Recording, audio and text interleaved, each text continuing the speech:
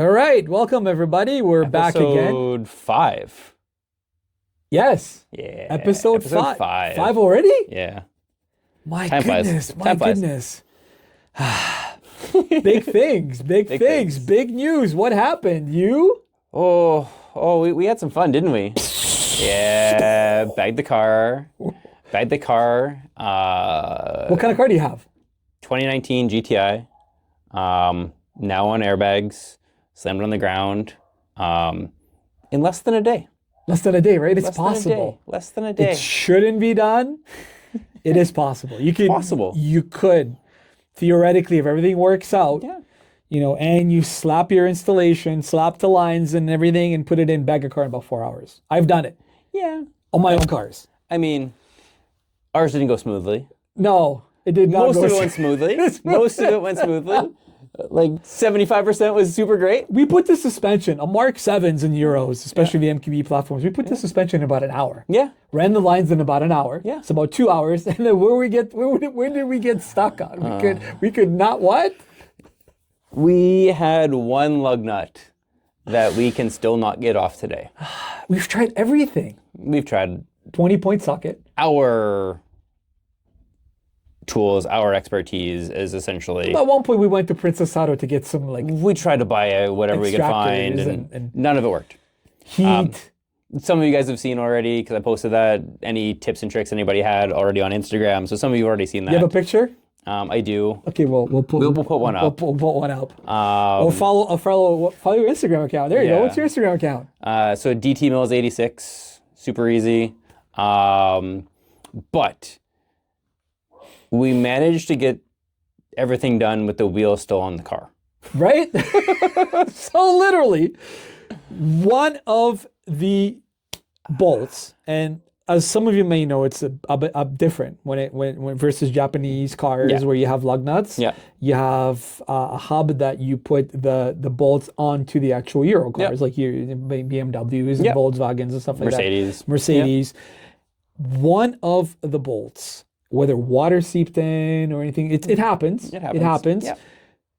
Got so fused and stuck, we could not take it off. We could not take it off, and we've tried using a bolt remover. Yep.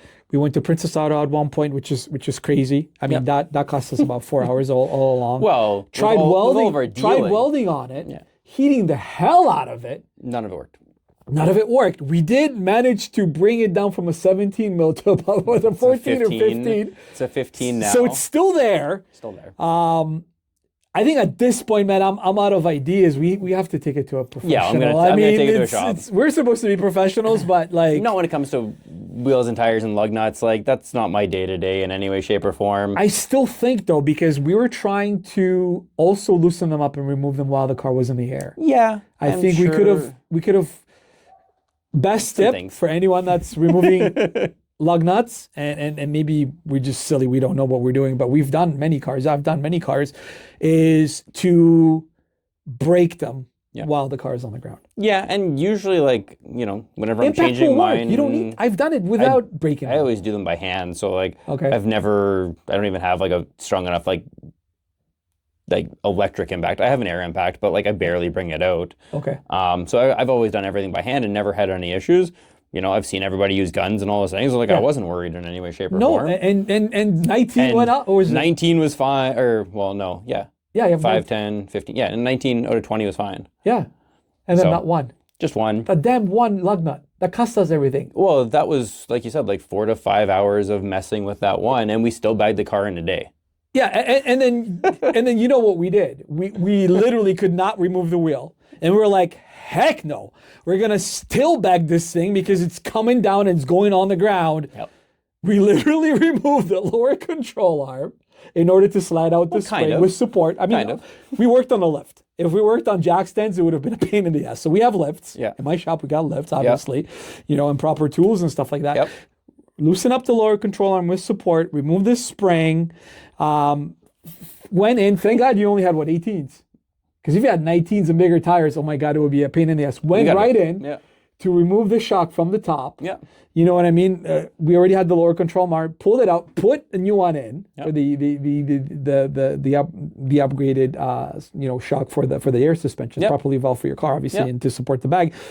Put the bag in with the wheel on. Yep. Tighten everything back up, and Bob is your uncle. Yeah. And your car's on the ground. Yeah.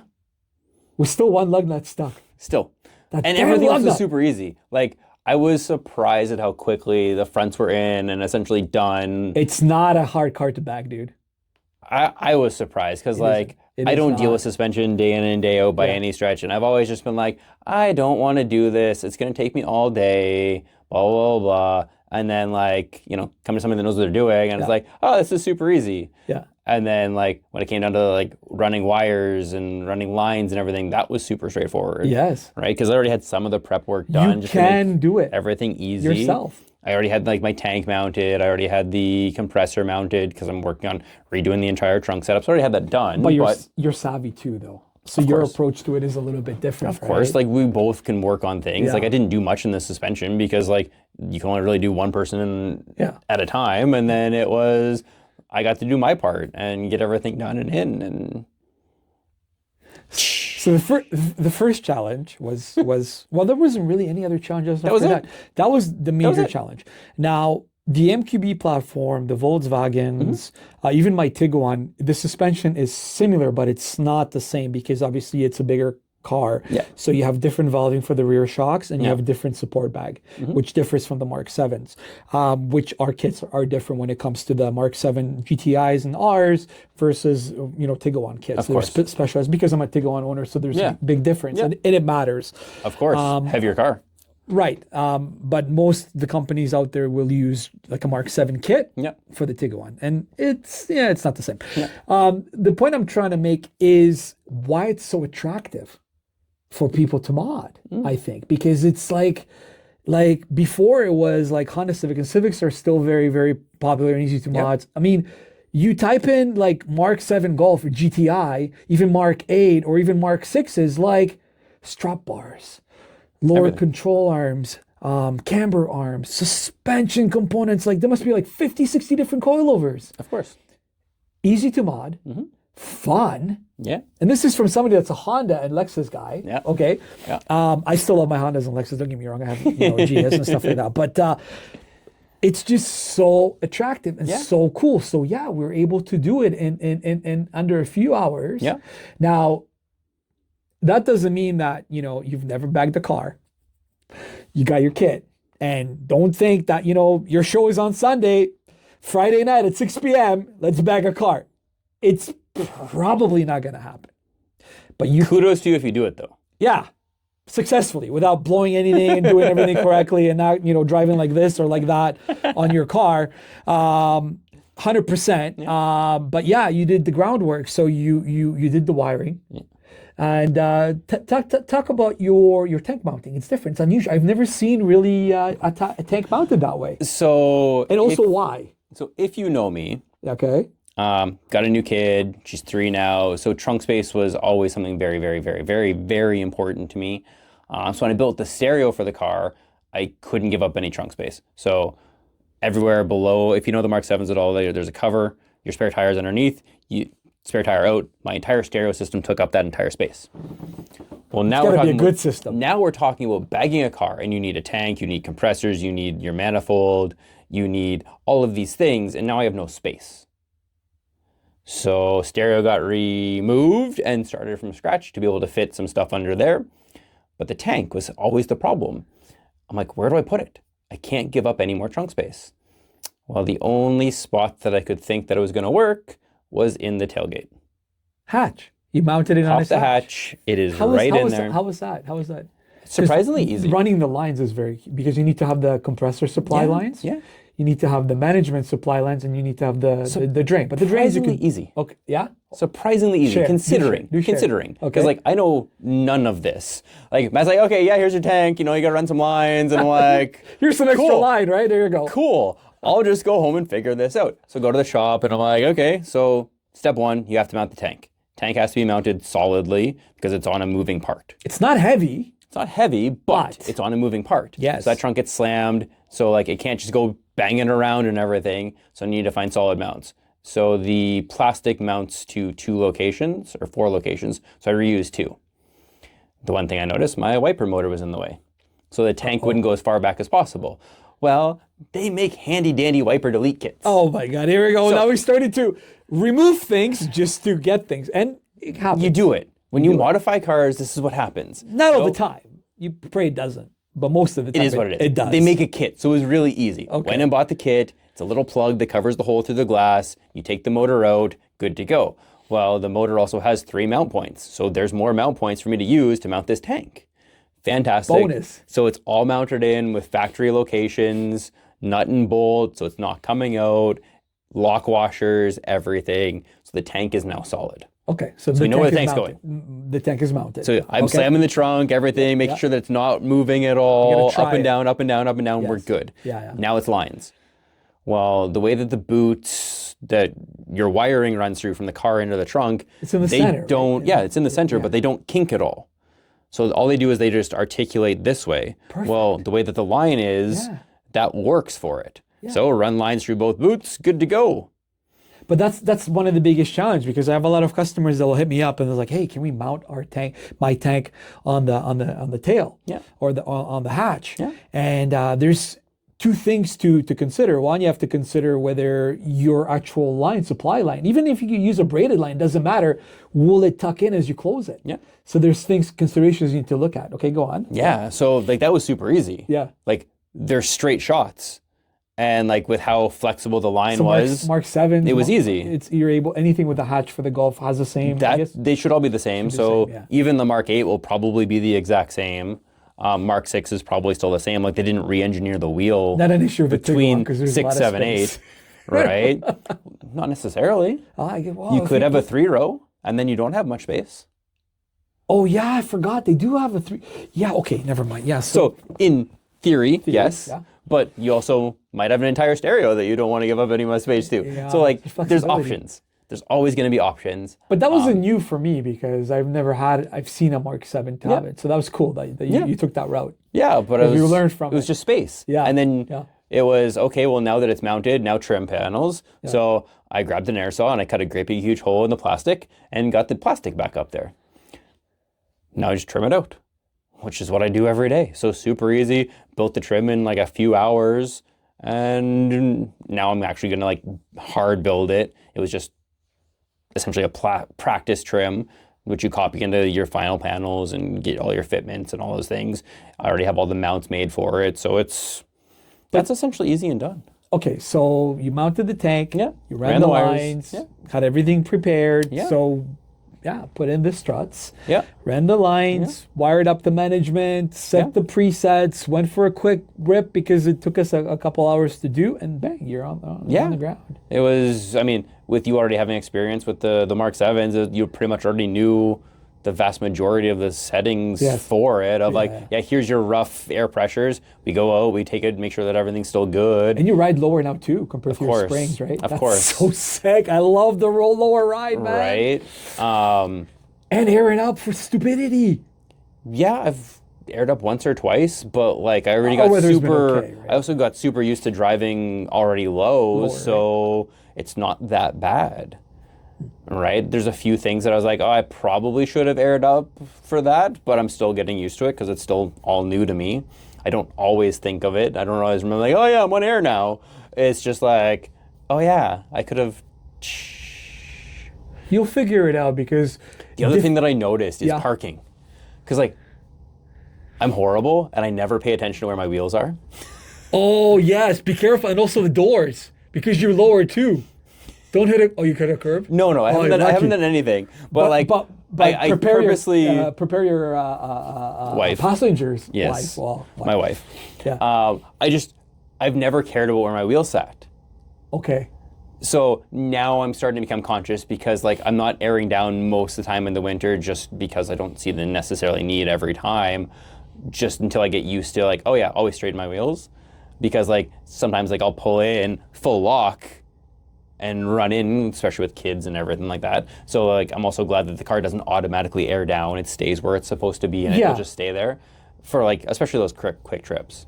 Yeah, and the thing is, and that's where, for example, when we do the installations, for our company, we will give you sort of our experienced, most optimal sort of set of tools for you to get started. Yeah. But then as and we have the safeties where you turn on your car will air up to preset. We'll set that up to accordingly sort of how you drive. We'll set up the drive height to like what you're used to, maybe a little bit lower, because we want you to be a little bit more aggressive. Like that's the reason why you get the suspension for the adjustability, right? Yeah. But we'll get you started, but then eventually as you drive, you will kind of figure out your flow and how to work it. Oh yeah. And that's I'm already like, I wonder how much lower I can go. You want to go lower? Not in the winter, but like just in general. What are your pressures right now? 80, 90 65 in the front, and 52 in the rear. You could probably go 35 as the lowest. We could probably play with the height of the shocks. Yeah.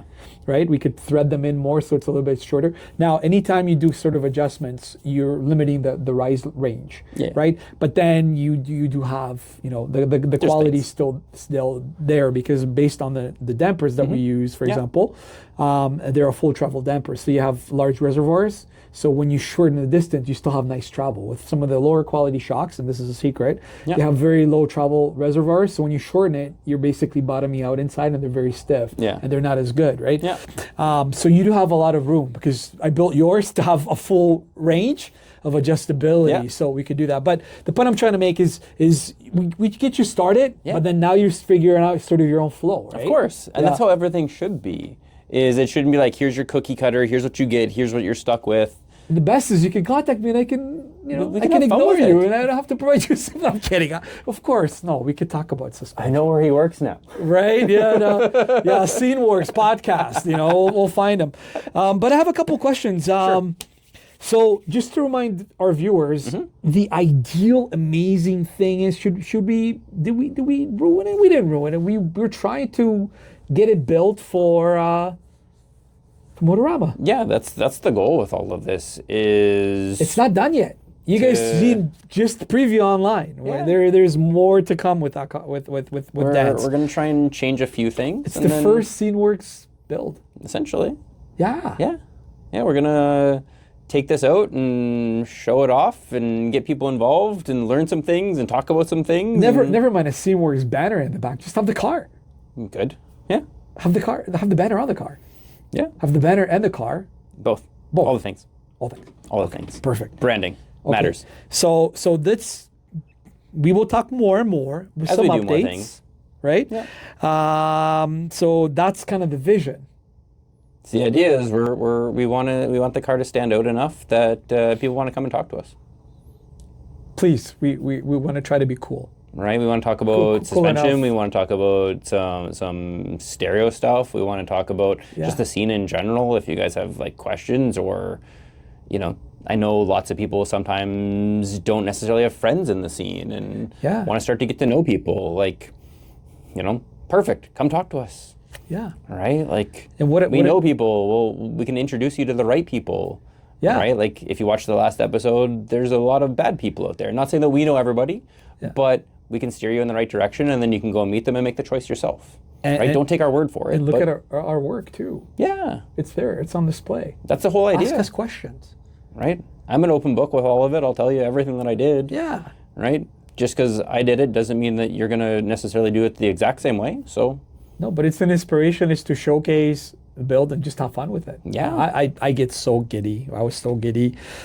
To the point where we literally bagged it just with the wheel on and with that one lug nut stuck. At one point, I wanted to cut the wheel off. Yeah, we talked about it. I mean, you did look into it. Was it like $250 or something like that? I was like, it's $250. It's not worth the headache. At least the car is going to be. We talked about it. We talked. Yeah. We didn't pull the trigger on it, but we talked about it as an option. Some really cool pictures, though. It would have been some really, really cool content. We haven't monetized this yet. Yeah. Well, but I mean, it's your daily driver. It is. I need the car. Yeah, I drive it every day. Every day. Yeah, same here. Yeah, every day. It seems to be like a huge thing for people where they're like, oh my God, you drive a bag car. Yeah, I drive a bag car wherever. It's kind of my own. I've never had bags in my life. We bagged the car middle of December, in winter, in Canada, and like it's snowy, it's cold, it's icy, it's shitty out. Like, But I did warn you about certain things. There's precautions. Things will freeze. Always precautions with everything. Things will freeze, but it's not as bad. But like, there's